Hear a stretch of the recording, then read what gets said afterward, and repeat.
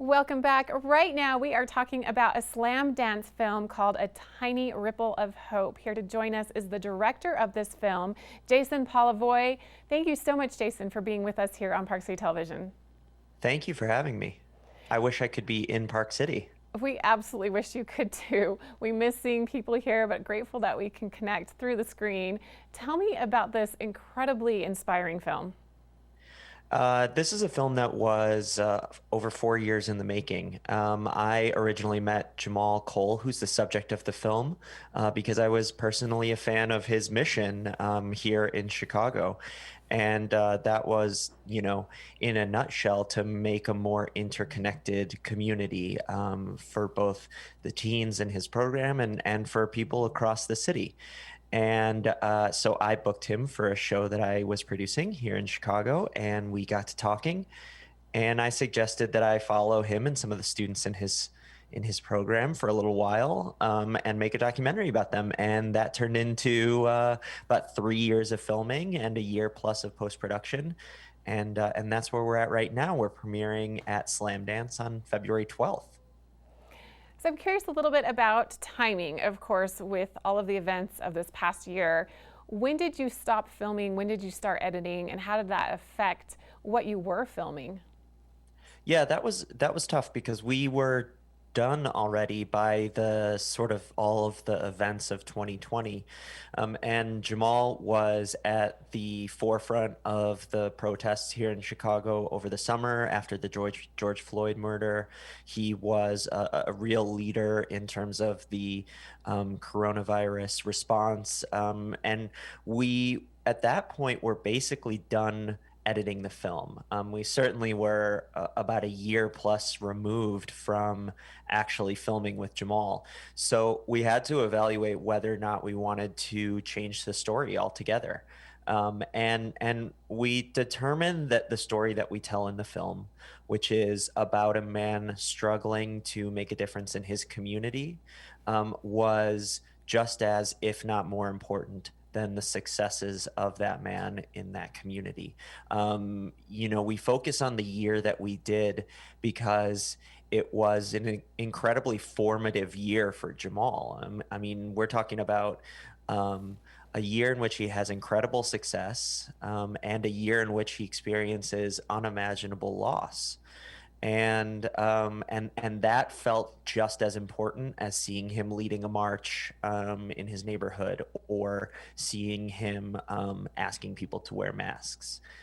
So it was a decision that we had to make for sure, but we think that we made the right one in terms of telling the story we did, which was basically from about 2017 to 2018. And we all have a different perspective now based on the events of the past year. And when we watch media, we look through this lens, which changes things. But I have to say, this story is, I think, even more impactful after the events of this past year, even though you weren't able to include those. Just Jamal's forward thinking, his efforts, his sacrifice means, I think, that much more today than perhaps it would have a year ago. So tell me a little bit more about Jamal. His organization in Chicago is helping to bridge individuals on different sides of Chicago. He's making a lot of effort and making a lot of progress with teenagers, with issues that are happening within the city. And his organization is called My Block, My Hood, My City. So tell me a little bit more about that. Yeah, so Jamal's mission is kind of twofold.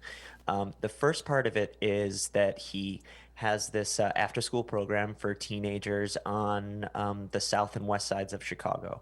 And if you're not familiar with the way Chicago is laid out, it's extremely segregated. The south side is primarily African Americans, the north side is primarily white folks, the west side is primarily Latinos.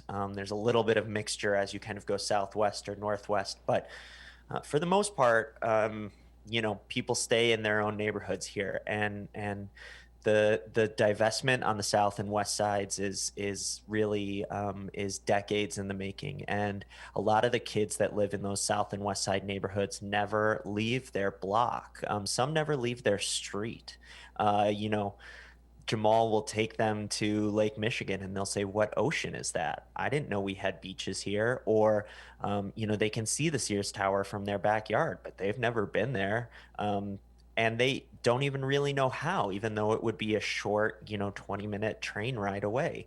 So, what he does is he broadens their worldview by taking them on field trips across the city. And so, they can try different cuisines. They can find out about jobs that they didn't know existed. They can meet people and understand that it's not just their block and their hood, but also it's their city. And then the second part of his mission is to, bridge the gaps between the people in this city, make a more interconnected city. And that involves doing small things. He says, "What's something simple you can do to make a difference in your neighborhood?" And that's something like shoveling for seniors. If it snows here in Chicago, you legally have to shovel your sidewalk. So, he will get volunteers from all over the city to come to a neighborhood and shovel for seniors.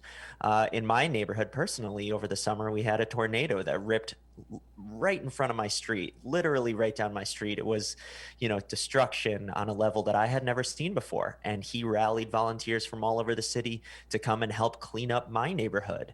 And so that's what he wants. He wants to build more interconnectivity between people who often don't meet each other, don't see each other, don't travel to each other's neighborhoods.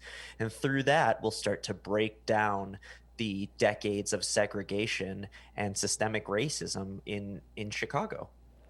What were some challenges that you faced in filming this documentary? You film in schools, in homes, out in the elements. You film them shoveling sidewalks, interacting with the community. So as a filmmaker behind the camera, was it difficult sometimes to stay like the fly on the wall, to not interfere, to not become a part of what was happening? Or was that a problem, or what issues did you face? What obstacles did you see as you were filming this over those years? Yeah, there's two things. I mean, initially we started making this film as if it was going to be about primarily three of the teenagers in Jamal's program, and Jamal was going to be a supporting character in their life, but really this was a story about teens in Chicago.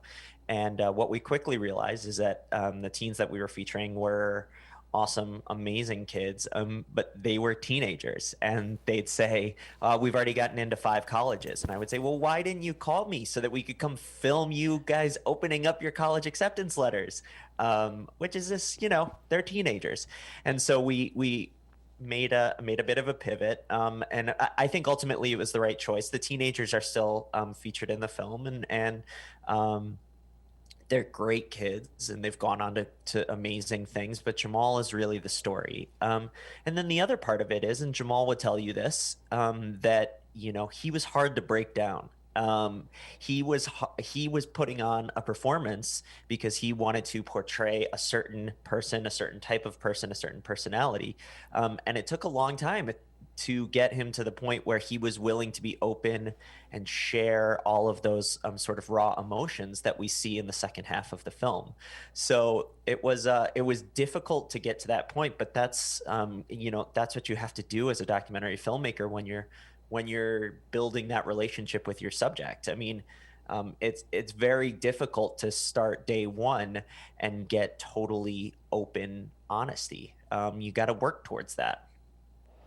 Well, Jason Polevoi, director and producer of the film A Tiny Ripple of Hope, congratulations on having it premiere at Slamdance. That's an exciting accomplishment. So looking forward to having this film be released. I want to be able to watch it with other people and talk about it, because it's such an inspiring film about an individual sacrificing pretty much everything he has to make the world, his city, a better place. So again, A Tiny Ripple of Hope. We're thankful that Jason, the director, was here with us today, and we'll be back with more right after this.